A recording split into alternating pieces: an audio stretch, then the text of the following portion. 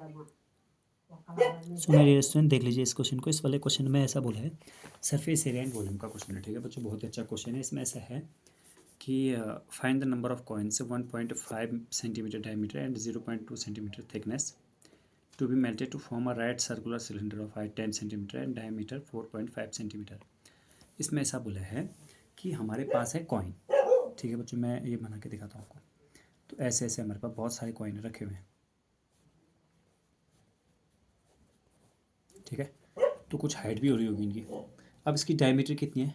Diameter है 1.5 centimetre, यानी कि अगर रेडियस की बात करूँ तो रेडियस कितनी हो जाएगी यहाँ पर 1.5/2। हाँ, पॉइंट हटा के नीचे पे जीरो आता है, बट मैं ऐसा नहीं कर रहा हूँ। ठीक है, अभी लास्ट में हटा दूँगा। चलो ठीक है, हटा देता हूँ। 1.5 को 15 लिखते हैं अपॉन 20। ऊपर से अगर एक पॉइंट एक डिजिट राइट हैंड साइड को गया तो नीचे पर एक जीरो आ गया। ठीक है, और 0.2 सेंटीमीटर थिकनेस। थिकनेस मतलब मोटा। मोटा वो कितना है? 0.2 सेंटीमीटर थिकनेस। इतना थिक है, थिक मतलब मोटा। अब ये देखो, तो अगर इसका ढेर है तो इसका मतलब ये हाइट की तो बात करें, है तो सिलेंडर टाइप का ना, तो हाइट की बात करें तो हाइट हमारी इतनी होगी।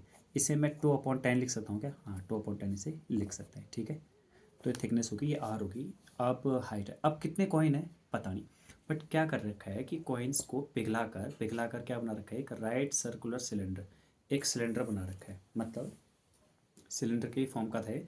इसी सिलेंडर के फॉर्म को पिघला कर क्या बना रखा है? एक दोबारा से सिलेंडर बना रखा है। ठीक है, मैं फिर बताता हूँ आप लोगों को हो क्या रखा है इसमें। बच्चों देखिए, अगर हम कभी भी किसी भी चीज़ को अगर मेल्ट करेंगे, उसे पिघलाएंगे ना, उससे नई चीज़ बनाएंगे, तो किसी भी एक चीज़ से दूसरी चीज़ बनाते समय वॉल्यूम इक्वल रहेगी। ठीक है, वॉल्यूम इक्वल रहेगी। जैसे मेरे पास ये पेन है, मैंने इसे गलाया और मैंने दूसरी पेन बना दी एक। तो दूसरी पेन लेट सपोज ये बना दी मैंने, तो ये दूसरी पेन है। तो होगा क्या? इस पेन का वॉल्यूम और इस पेन का वॉल्यूम दोनों इक्वल रहेगा। क्यों आया भाई? क्योंकि इसका मटेरियल भी जितना लगा होगा और इसमें भी जितना मटेरियल लगा होगा, दोनों में इक्वली लगा होगा ना। तो इसीलिए क्या आता है? हमारा वॉल्यूम इक्वल आता है। अब पहला कॉइन है, तो कॉइन 1.5 सेंटीमीटर डायमीटर वाला है। जैसे मान लेते हैं एक कॉइन है, तो डायमीटर मतलब ये पूरा है, तो डायमीटर इतना है, तो रेडियस 1.5/2। यहाँ से हटाया पॉइंट है, तो ऊपर पे एक पॉइंट हटाया ना, तो नीचे एक जीरो आएगा। अगर दो पॉइंट हटाता तो दो डिजिट पॉइंट हटाता तो दो जीरो आ जाते। समझ पा रहे हैं आप लोग मैं क्या कह रहा हूँ? मैं ये कहने की कोशिश कर रहा हूँ आप लोगों से कि राइट हैंड साइड पे जितना डिजिट छोड़ेंगे उतने ज़ीरो नीचे बढ़ जाएंगे। ठीक है, अगर नीचे बढ़ाना चाहिए हम तो ऊपर पे। तो ऐसे करके हमारे पास आर ही आ गया और एच ही आ गया। अब क्या कर रहे हैं हम लोग? अब हम लोग इसे पिघला रहे हैं और बना रहे हैं। अब एक कॉइन तो है नहीं, वो बहुत सारे कॉइन है, पता नहीं कितने कॉइन है, मुझे नहीं पता। तो हम मानते हैं कि n नंबर के कॉइन है। ठीक है, n नंबर के कॉइन को पिघलाकर हम एक सिलेंडर बना रहे हैं, एक नया सर्कुलर सिलेंडर बना रहे हैं। बट पता नहीं वो सर्कुलर सिलेंडर, हाँ ठीक है, उसकी हाइट दी है हमें 10 सेंटीमीटर। तो हाइट है उसकी 10 सेंटीमीटर और डायमीटर दिया है 4.5 सेंटीमीटर। क्या यहाँ से हम लोग रेडियस निकाल पाएंगे? बिल्कुल निकाल पाएंगे। 45/10 ये अच्छा, यहाँ पर आपको दिखाने देंगे, फिर बताता हूँ। हाइट है हमारी 10 सेंटीमीटर, डायमीटर है 4.5 सेंटीमीटर। 4.5 सेंटीमीटर जब ये है तो फिर मैंने क्या किया, यहाँ पर से 45 लिख दिया, से पॉइंट हटा दिया, बस एक जीरो नीचे लगा दिया। तो ये हमारी डायमीटर हो जाएगी। ठीक है, और रेडियस हो जाएगी इसकी आधी, यानी इसकी भी आधी, तो इसकी भी आधी हो जाएगी। तो अपॉन के नीचे अपॉन आ गया ना, तो अपॉन के नीचे अपॉन आ गया, तो अपॉन कहीं पर मल्टीप्लाई होता है, 10 2 20, यानी कि हो जाएगा 45/20।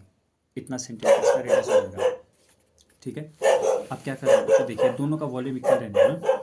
तो एन नंबर के कॉइन को, और ये है क्या? ये दरअसल में है मेरे पास कॉइन एक सिलेंडर के फॉर्म का होता है, तो पाई आर स्क्वायर। तो आर कितना है मेरा? 1.5, यानी कि 15/20। तो pi r square into h. Pi r square h किसके इक्वल आएगा? जो नया बना है। ठीक है, पाई आर स्क्वायर यानी कि इसे दो बार लिख लेंगे, आर स्क्वायर इंटू एच। ये इतना हो जाएगा। ठीक है, एन को ये रहना है। क्यों बच्चों? यहाँ से देखो, पाई से पाई कैंसिल आउट हुआ। ठीक है, 20 दो 20 से दो 20 कैंसिल आउट हो गए। ऊपर से ऊपर ही कटेगा, नीचे से नीचे कटेगा। ठीक है, यहाँ से 2 से ये 10 गया, 2 5 10, 5 से गया, 5 3 जा 15, 15 से 45 गया, 15 3 जा 45, 3 से 3 गया। तो यहाँ पर क्या बच गया? n/10 इक्वल्स टू कितना बच गया? 45/1। क्रॉस मल्टीप्लाई करेंगे तो n की वैल्यू 450 आ गई। मैंने यहाँ पर जो किया ये नथिंग बट केवल कैलकुलेशन है। इस कैलकुलेशन को आप इधर उधर मल्टीप्लाई करके काट पीट जैसा आपको अच्छा लगता है वैसे कीजिएगा, और फिर मेरा ही तरीका देखिएगा। कि मैंने ऊपर वालों को ऊपर वालों से कट किया, नीचे वालों को नीचे वालों से कट किया और मेरा आंसर आ गया। तो इसका मतलब 450 जो सिक्के होंगे, कॉइन्स होंगे, उनको अगर मैं पिघलाऊंगा तो एक बड़ा वाला राइट सर्कुलर सिलेंडर वो तैयार हो पाएगा। सो आई होप कि आपको ये क्वेश्चन समझ में आया होगा। ठीक है, तो मिलते हैं हम नेक्स्ट वाली वीडियो में।